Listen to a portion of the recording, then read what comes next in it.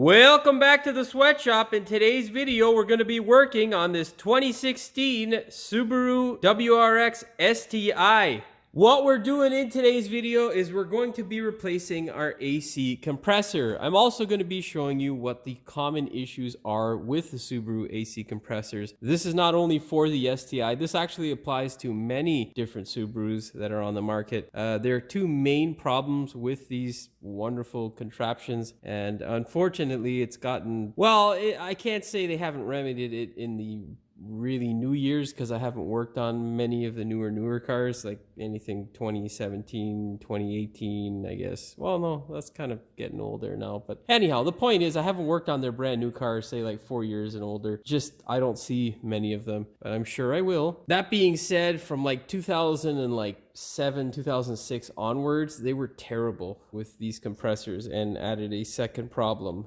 Prior to those years, it was only really one problem that you would have with your compressor, and it was a fitting that would leak on the top of the compressor. Nonetheless, none of these are huge issues unless you have a compressor that's failed in the fashion of our compressor. Then it can get quite expensive. I don't know what the customer paid for this thing, but he bought a kit that has a condenser and a number of other things included in the kit off of Rock Auto. So, yeah, I don't know what the price would be, but generally when we purchase these things aftermarket, I will usually go with a stock replacement or a Denso or a Hitachi or whatever the stock replacement is from one of the reputable rebuilders or manufacturers. I don't like getting stuff that is Chinesium or Chinese made. This guy here it doesn't look like a terrible product. It actually looks pretty good. So, that's actually one thing that's been sitting on the chest here for a while with me is the Chinesium. It may have been true years ago that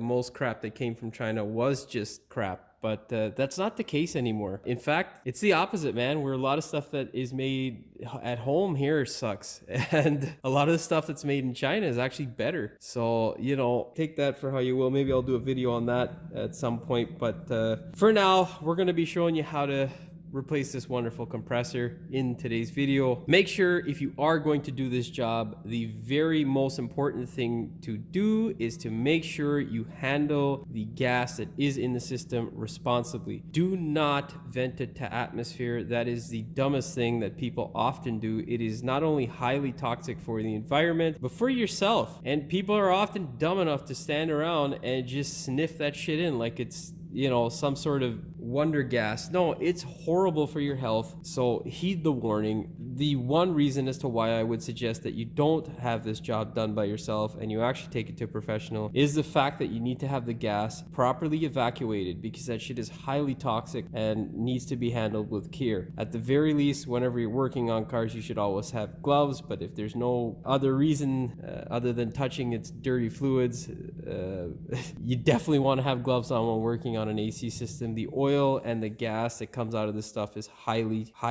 toxic and not good for your health. Can't stress that enough. What I have done already is, of course, had the system evacuated. Even then, we will be most likely having either a bit of vacuum or pressure when we disconnect those lines. So eyeglasses, gloves, very important. As you can see here, this is our new compressor. This is the old one. This guy took a shit, and I'll show you exactly what the issue was when we open up the hood. Of course, before we get started with all that, with all the blah out of the way, go ahead, do me a big favor. Hit that subscribe button as well as the notification bell so you never miss one of my new videos. Okay, let's go ahead and open up that hood. Well, as you can see there, our compressor doesn't look right because it's missing the face of it. Nonetheless, we'll get you a better look. Get yourself a 10 mil and pull off this plastic wonderfulness.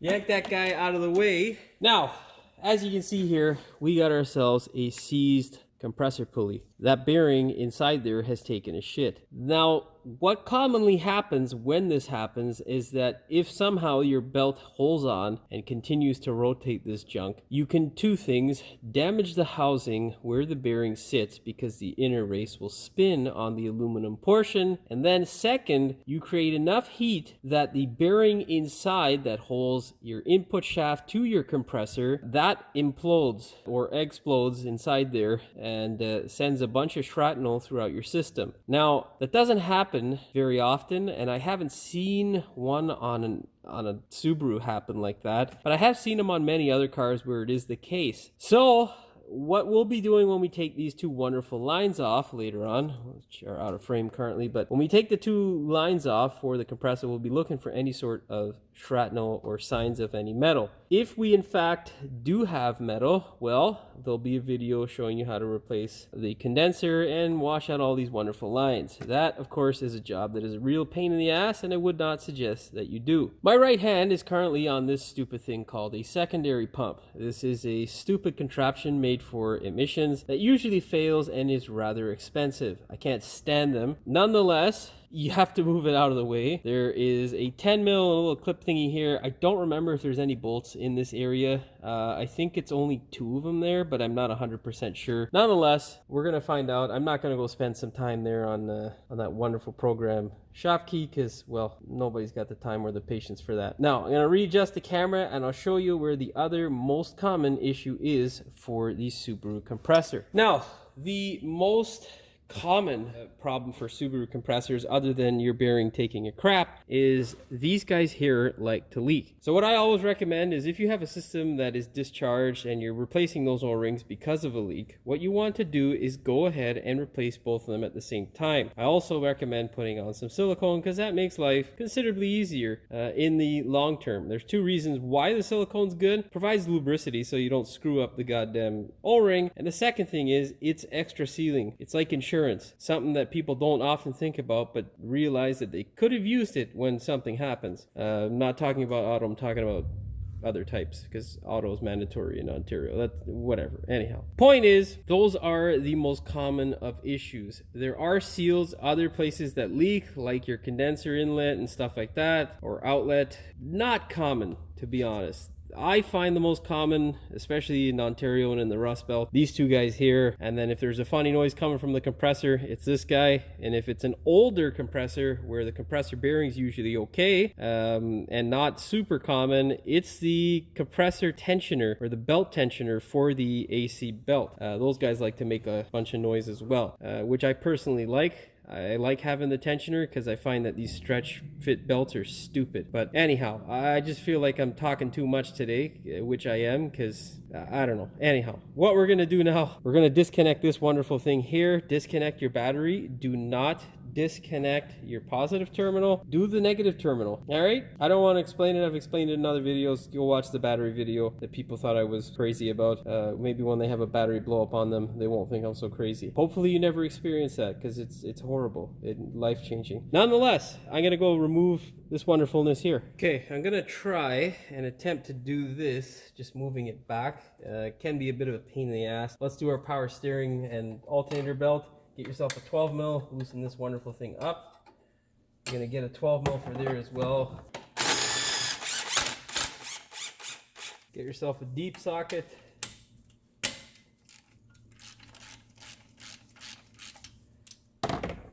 Pull that wonderful belt off. If you are going to replace this, make sure you get the Subaru belt or the appropriate size of belt, because there are different ones. Most of the aftermarket ones tend to kiss this little guy here, the tensioner bolt, and it'll chew into your belt. This guy's still good, so we're okay. Wonderful. Throw that in some place you remember where you threw it. Then you're going to get a flat screwdriver. I'm going to pry on these little tabs here so you get that guy to separate. He doesn't want to. Oh, bastard. Come on. Come on. Stop. There we go. Don't you feel better now? Huh? Yeah, see, I mean, it's not entirely impossible, it's just goddamn annoying. Now, what we're going to do is we're going to take off our little cap here. All right, I got to find the low side one too. We're going to push down on the Schrader valve. So there you go.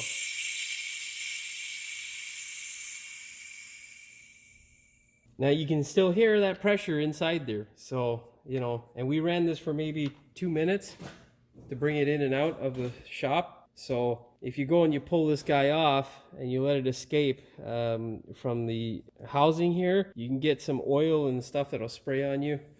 Let it vent for a little bit. Nothing you can really do about that. Other than, you know, give it some time to disperse. You don't want that shit in your lungs. Anyhow, get a 10 mil. You're gonna crack these guys loose by hand. Why by hand? Because Oftentimes corrosion can set in, and when it does set in, goddamn nightmare. If you have a broken bolt, they're not common bolts to replace. I don't know whether dealerships have them in stock commonly, but yeah, it's not a very common bolt. Nonetheless, just don't break it. Try your best not to. Hopefully there's a nice example here of corrosion so that I can show you what I'm talking about. Now, of course, you would disconnect this guy, just a flat screwdriver, push down on that tab, pull her out. With this guy here, just ease it up. Come on, baby.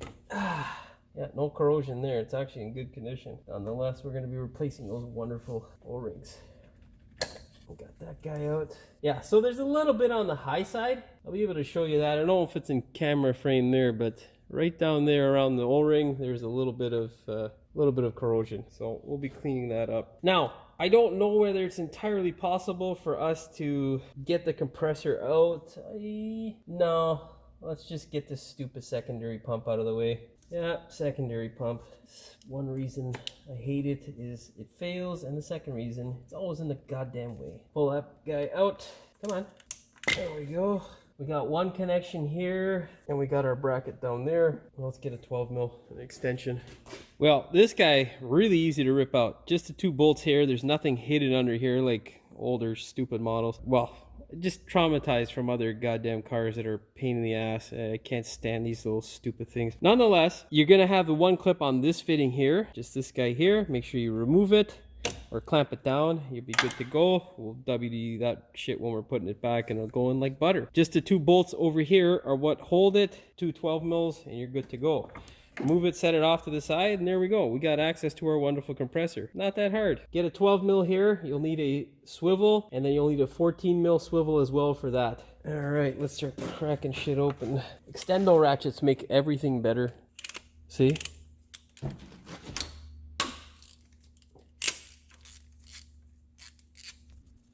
This one here, original, is a Vallejo.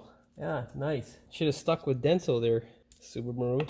I mean, yeah, they all have problems. Just crack these guys open, and then we'll wind them out by hand and get rid of our dipstick there. Yeah, baby. Oh, that one's not gonna cooperate, son of a bitch.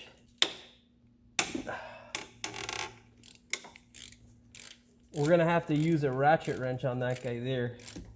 Looks like we don't have any real issues there inside the compressor. I don't see any shrapnel other than it looking really ugly. It's kind of dirty, but whatever. Not much you can do about that, man. 12 mil ratchet, wrench thingy-mabobber. Come on, baby. Yeah. Okay, now we should be able to get a 1/4 inch swivel on that. Let's get this guy in here. Look at that. Look at that. That's how we do, guy. Now we should be able to wind it off by hand. You get this one off first because you don't want to get stuck with that one being in your goddamn way. It's just, you know, pain in your rear there. Nobody likes that. Cooperate, baby. Thank God it's not too hot today out, because the engine's still a bit warm, and, well, I don't really like working on hot stuff, you know what I mean? It just sucks. Okay. So as long as it's disconnected there, yeah, okay. So this thing's gonna slide right up when I clear this. Yeah, so we'll be okay. All right, let's get the rest of those guys out of there. Now get the next hardest one and then the easy ones.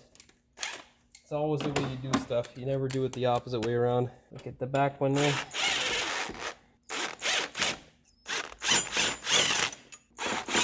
Okay, let's leave that top bolt. See if we can sneak this guy out. Come on, baby. Come on. Come on. You mother. Stupid thing. Double overhead cam. Yet another reason why I can't stand it. Anyhow, other than them sounding unique with the unequal length headers, the Subaru Turbo sucks. I can't stand them. Anyhow, they're unique in some ways and more of a pain in the ass in most other ways. So, yeah. Sorry, I know. A lot of people aren't gonna like that, but that's the truth. That's how I feel. And currently we're still allowed to have an opinion in this country of Canada. Yeah, about certain things. Voila! There we go. Wonderful. Let's go to the bench now. We'll transfer some crap over. Now, if you look closely, you can see right away that this guy is a bit of a different design. So, you know, that not necessarily an issue unless you are buying a used compressor in the future at some point, because they probably won't take this thing back as a core. Most important thing to check now is the pulley size. You want to make sure that they are the same. Unfortunately, I can't measure it with this guy here properly. So what we're going to do is we're going to do an old school trick. We're going to wrap this guy around one of the grooves. You're going to, come on, damn it, pull it as tight as you can, and then just mark it with your fingernail or a pen or whatever. Mark it and make sure it is in the right place. God damn it, it's a lot harder than it looks. Oh, okay, yeah. Let's double check that with an actual mark, because I think my finger might have moved. Now, another tip here is make sure you do not use this line for anything else, because if you do, you're gonna be get a fucking marker that works. Son of a bitch. Let's get that blue baby. That guy in there. Oh, get in there, you little fucker. I mean, it did kind of work. It just, you can't really friggin' see it here, right? Anyhow, that's good there. Let's check it on this side. Now, why this is important is obviously you have a stretch fit belt, and with it, ooh, that's smaller, guy. That's smaller. So that's an issue. So this is why you, yeah, that's smaller. So now this is why I was saying earlier in the video why I always recommend getting a stock replacement. You run into stuff like this. We can't do anything about this now. I'm gonna call the customer and have a conversation. We might have to put in an old school tensioner and replace the belt with an old school one. What's gonna happen now is if we don't get a tensioner on there, this guy's not gonna be the right size belt. And then with any other stock replacement, it's not going to be the right size belt as per this compressor. Yeah. Anyhow, before I have the conversation with him, let's go ahead and show you what the part number is so you guys don't have the same mistake at home. What we're going to have to transfer over is this bracket here. This here is your wonderful part number. It is a Vallejo compressor, Vallejo, whatever, however you want to pronounce it. And there is your part number. There are various information. Make sure you screenshot that shit and go searching on the interwebs there. Nonetheless, I mean, this product actually looks like a decent product. However, it's definitely not the right size pulley, which could possibly be a problem. You can't really measure it off the face because sometimes these guys are different diameters, but the way we measured it with the wire will tell you exactly what the size of the pulley is, because, well, there ain't no lying there. The groove is going to be the same, and if it's not the same, well, you definitely have a different compressor or pulley.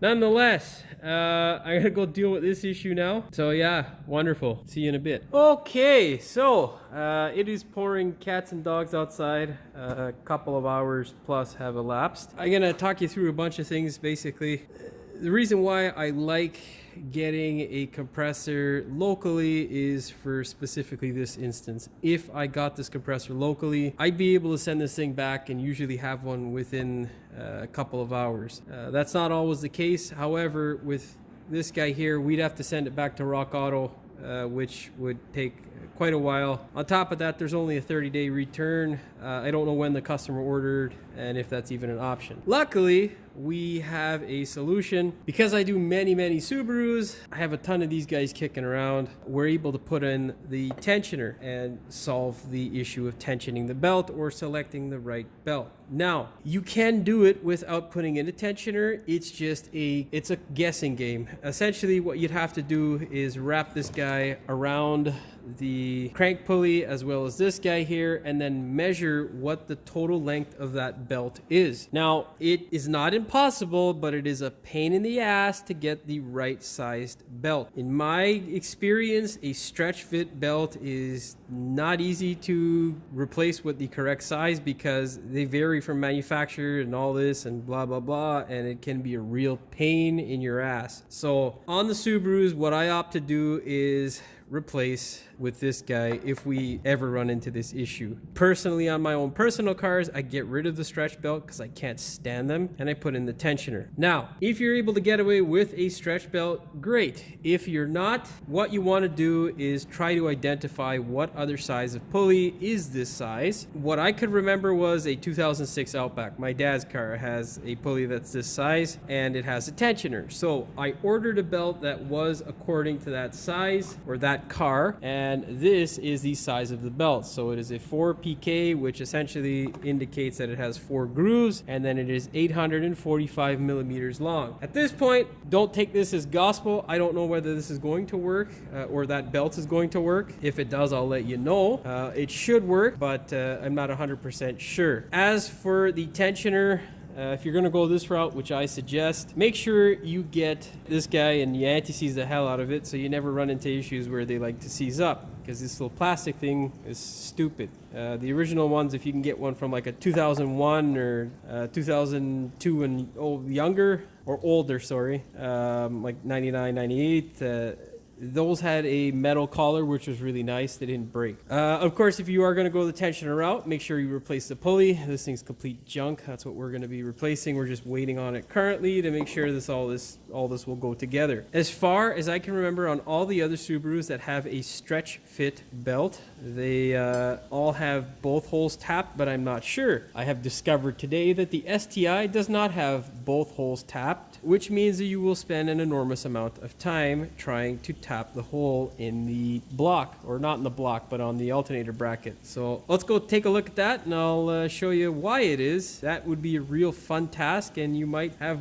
a lot less of a headache if you can find the right stretch fit belt. Hopefully you don't have to go through this bullshit, and you just get the correct compressor. Yeah, save you time and money. Now, this may look like quite a daunting task, and truthfully, it can be, because if you screw up that hole, you're really screwed. This guy here was already tapped, which, thank you, Subaru. Nice thing with this one here is it is the right circumference, it just isn't tapped. The correct tap size is M8 by 1.25. Yeah, there's no way you're gonna be able to see that, is there? Yeah, there you go. M8 by 1.25 is your tap size that you need. Unfortunately, taps don't come with a nut or any sort of wonderful contraption here that you can grip with a ratcheting mechanism. Unfortunately, I don't know of any ratcheting mechanisms yet that substitutes for this stupid archaic tool, although it does work well, to be honest. It just doesn't work well for automotive applications because there's not much room. You will bump into this stupid thing. The good thing is it's nice and malleable, so you can hold it out of the way. When tapping this hole, be very gentle, be very careful. What I did to start it was, I grabbed this guy here around the collar with a vice grip, like so. And then I slowly wound it in until it caught. Once I got a couple of threads in there and it's nice and straight, back it out, blow the shit out of the hole, put it back in, go in a couple of more with either a vice grip or this wonderful tool here. You'll definitely need this as you get deeper in because it gets nice and tight, which is a very traumatizing experience if you have ever broken a tap in a hole before. At times, it will definitely feel like you're about to break it. And when you do, your heart will skip a goddamn beat. It is funny, yes, possibly, but it is meant to be 100% true and factual. It is the worst feeling when you break a goddamn tap because there's nothing like drilling out a tap or trying to remove it. Nonetheless, WD-40, a blower, and oil will be your best friends. You want to make sure you clear out all debris. Do not go in too fast. You will definitely screw it up. Now, all that's left for you to do is to get some bolts. This is the original bolt. Unfortunately, I don't have a pair of them, but I do have other bolts that will do the trick. This here has 2 less treads than this guy here, which not a big deal. M8 by 1.25 is the size of the bolt. You want to make sure that it is 1 inch long. Let's measure that because the last thing I need is for some guy to jump in the comments with, "That's not right, oh no." Anyhow, so we're sticking with millimeters today, okay? This is my guy here, which is 22, and this one's gonna be 24 for sure, which is 1 inch, okay? So you want a guy who's 1 inch long, and this one's 22, which is fine. I probably got this off of some other Japanese product. I can't remember. Anyhow, what you want to do is make sure that the bolt goes in almost all the way. This guy goes in all the way and will bottom out. However, this guy does not. As long as you can get it past the millimeter or the thickness of the tensioner, you're good to go. Yeah, thought this was going to be a nice short video, but yeah, we're showing you tips and tricks. Anyhow, I had to remove this stupid thing in order to get the tools in there to tap that hole, and now it's finally all done. Thank you, God. What we're gonna do now to get back on course is we're gonna put some anti-seize on this. We're gonna put our bolt back in, and remember, I've said this in many of my videos, and of course I didn't take my own goddamn advice. Hold on to this stupid bracket that goes behind the alternator. It loves to fall into the abyss of the engine bay, and god damn it, you know, you'll lose your friggin' mind trying to find this thing. Okay, that's enough blah blah blah. Anti-seize all the bolts that you've touched and will touch, and then we'll shove it back in. Okay, all right, I've got a tensioner in there that's a dummy tensioner. Well, it's a good tensioner, it's just not the one that I'm putting in here or have prepped. Reason why I put it in there is because, well, we want to test to make sure this guy is going to work, because if it's not, we're getting close to the end of the day, and I don't want to find out that I have to keep this goddamn thing overnight. All right, yeah, I hope that made sense, because I'm trying to multitask. Oh, are you kidding me, dude? This fucking thing not the right shit at all. Jimmy's not gonna be happy, dude. Come on, he's gonna be pissed. What does that look like?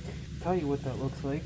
Looks like we might have some issues. Okay, anyhow, well, hopefully you guys can see what the hell I was doing there. Now what we're gonna do is set this guy up, grab the easiest bolt and catch that guy first. I think it's the right shit.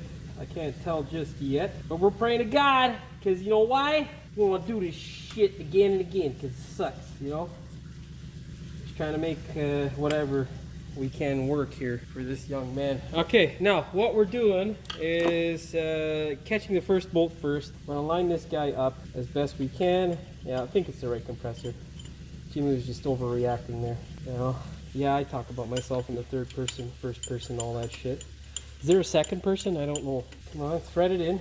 Thread it in, guy. You got it in there? Yeah, baby. Yeah, we do. Okay, let's get our little 1/4 inch here. Drive these boys home. Come on, baby. Yeah.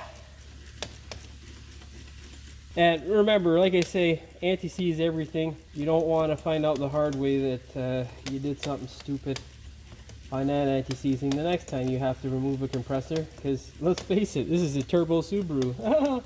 That engine's going to come out at some point. Don't believe me? Well, they say you got to learn the hard way sometimes, right? And once you caught it, you can drive it up by hand or by a power tool. It's fine. I just don't like to in this situation with the flex hoses, because there's so many little stupid hoses and stuff like that. You don't want to bash something. These flex sockets, they like to, you know, just freaking flex all over the place, except the place where you need them to flex, which is rather annoying. Oh, something's going on here. It's a bit tight and it's not sitting properly. Let's take a fucking look-see. Oh, you gotta be fucking kidding me, man. This compressor is a piece of fucking shit. God damn it. Okay, alright, we gotta take it off again, because this fucking Chinesium shit is not what it appears to be. A good product. It's a fucking pile of shit. It's touching the alternator bracket. Let's hear it fucking show you. Fuck crap, man. This is bullshit, dude. See right down there, the housing shouldn't be like that, and it's touching this fucking compressor where we can't do this, so or can't put it in. It's gonna bust a hole in the compressor. So that's why I was saying not to drive shit down, especially unknown stuff like this, with a fucking gun. Because if we would have cracked this fucking housing, and compressor would have been garbage, and we would have done all this work for no fucking reason. Anyhow, that shit needs to come out again. We're gonna have to grind down the fucking housing there to make this thing fit. I'll be back. Okay, so a few things to talk you through here.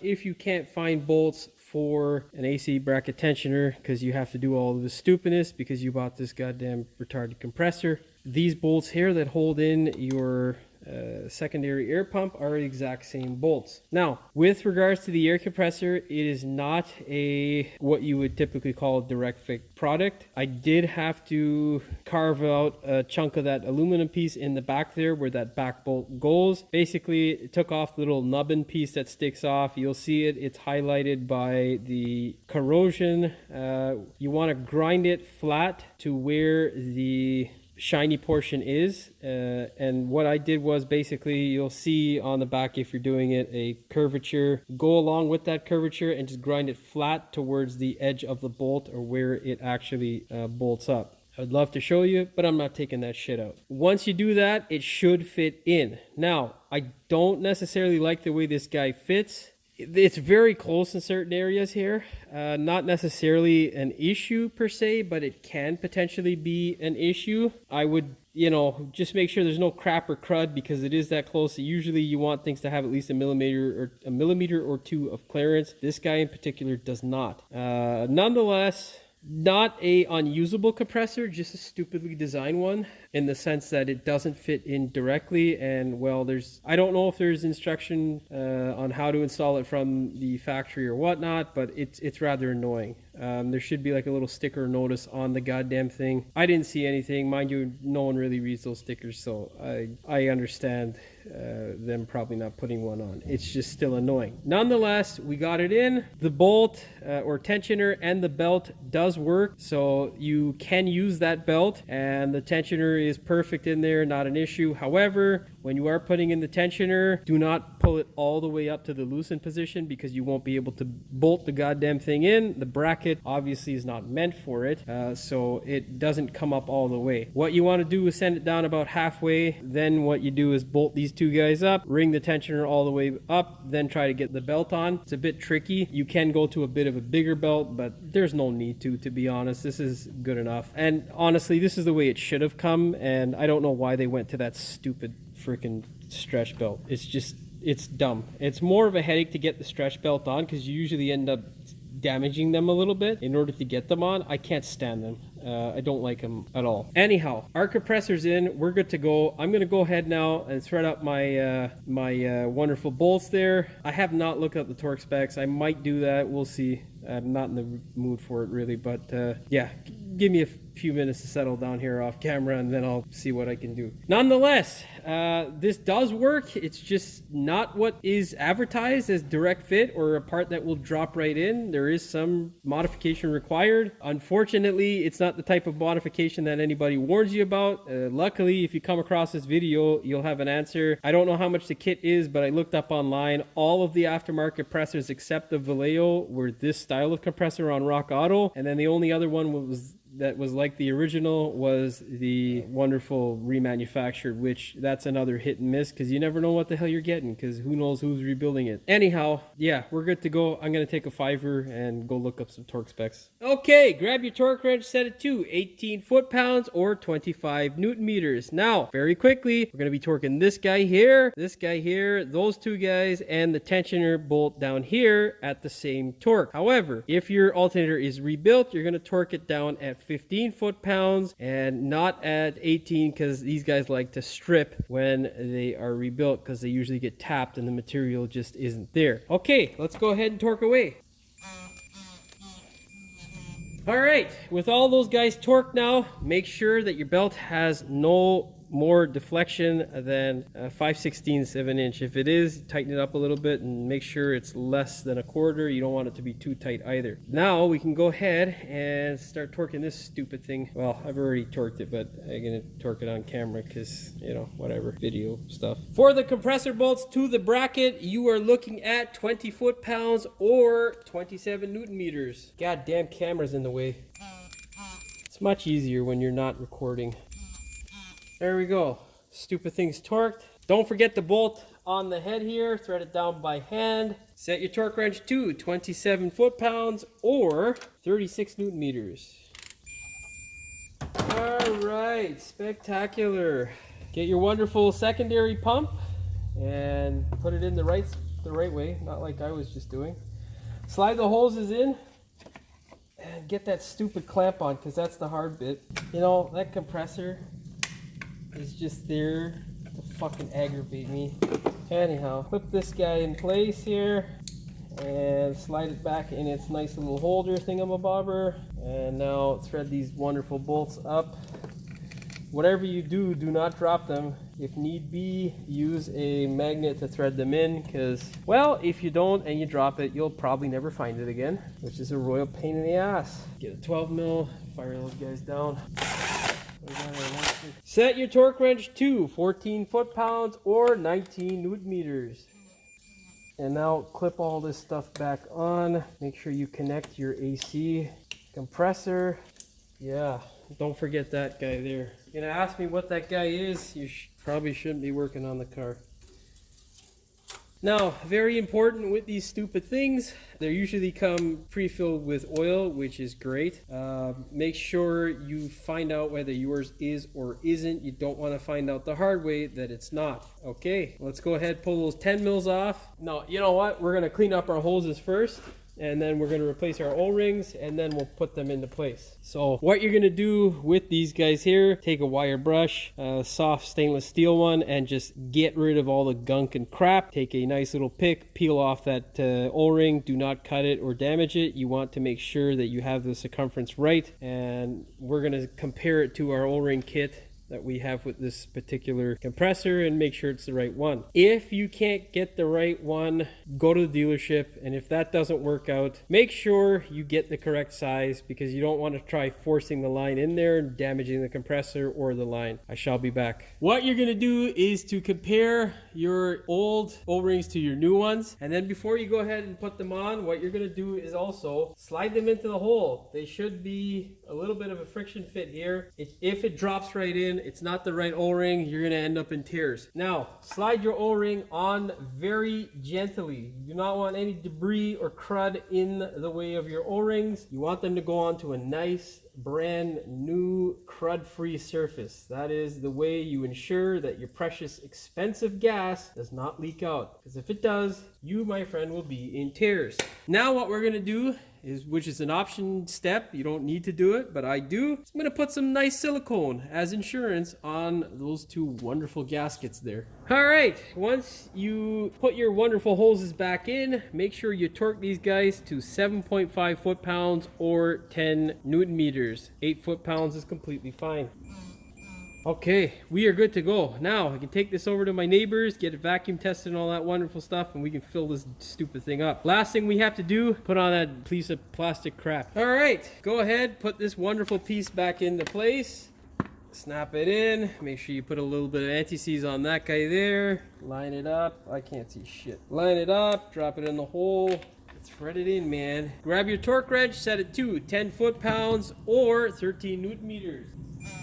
Now, very quickly, I don't know whether I'm going to have time to record the next portion. Essentially, what's going to happen is it's going to get taken over to my neighbor's. He's going to vacuum the system out for at least a half an hour. Then we're going to fill this thing up. Unfortunately, at some point somewhere, it did have some sort of leak because it was low on gas. So we're going to fill this thing up to its proper spec and see how it operates. Hopefully, the compressor works well and we don't have any issues that tissues won't solve. If I get a chance, I will be recording it for you. If you're going to be doing this at any other place, a professional place, what you're going to need them to do is vacuum the thing for a period of at least 20 minutes. I would recommend the longer you can, the better it is, because it gets rid of all the moisture and the better your AC system will work. That being said, go ahead, fill it up with the proper amount. In case you're wondering, this guy takes 16 to 18 ounces of gas. And then go ahead, fire up your wonderful AC system. Hopefully all is well. You don't have a leak or any issues that tissues won't solve, and you should be good to go. Okay, I'm gonna head over to my neighbors. All right, fast forward about 45 minutes to an hour. This thing is charged up. We had it on vacuum. My neighbor thankfully did it for me in a timely fashion. And as you can see, our wonderful compressor is cycling, which is what you want. It held vacuum, there was no leaks, which is also what we want, so we shouldn't have any issues from this thing. Hopefully the compressor holds out and doesn't give us any headaches in the future. That's all she wrote for this one. Well, this was an interesting one. obviously you saw that there was a lot more hoops to jump through than I would like. So if you're planning on doing an AC compressor on your own vehicle, make sure you take into account the steps that I did and don't shoot yourself in the foot. Obviously, if you're looking for a bolt-on method and something that is going to be really easy to put in as compared to what we did today, the way to go is definitely the Vallejo compressor or a remanufactured compressor of that specific version of compressor, which is the original. The aftermarket ones do work. This compressor seems to be working well.